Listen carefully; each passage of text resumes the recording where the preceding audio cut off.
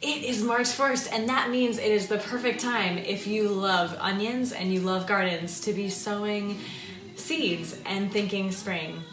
The first seeds that you start any given season are going to be your alliums, and that includes onions, leeks, and shallots. Other things in the allium family, like scallions and chives, can wait a couple more months. You'll actually be shooting yourself in the foot if you start them now, but without further ado, it's time to sow your onions, leeks, and shallots. So here's the general recipe. So I actually just wrote a book. It's kind of awesome, called Rise and Shine, Starting Seeds with Ease, and it has all of these awesome details in it. And you'll see page 15 has 15 steps for spectacular seedlings, and it has all of these all the materials lists of things you'll need, and then great directions from there. But I'll truncate them for you. Basically, you'll find potting mix, and you'll fill out flats. For alliums, you have two different options. I personally don't like to grow them in cell trays, but you can if you do. So 4 or 5 seeds per cell, and then don't thin them at all, and you'll plant them out 6 inches away from each other when you plant them in spring, and that way they'll expand away from each other rather than in a row necessarily. So growing them in that multi-plant block is the best way to maximize a small space, especially a raised bed. But I personally love to sow alliums broadcast in open flats.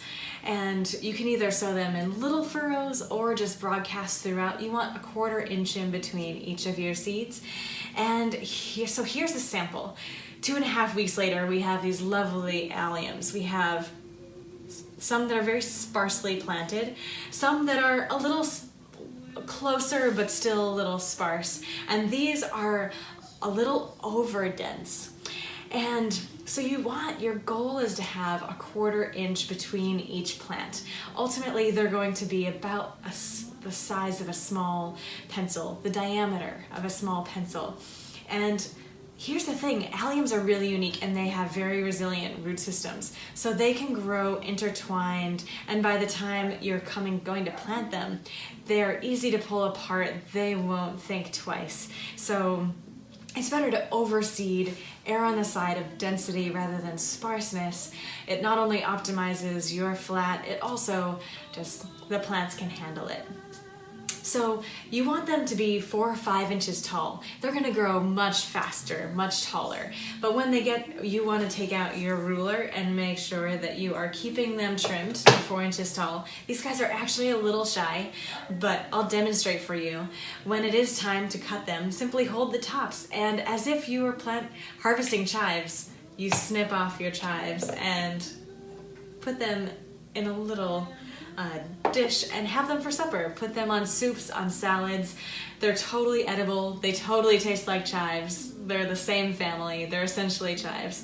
So it's wonderful. You can have your cake and eat it too, of starting phenomenal seedlings first thing in the season and be eating fresh green things well before you can be gardening outside.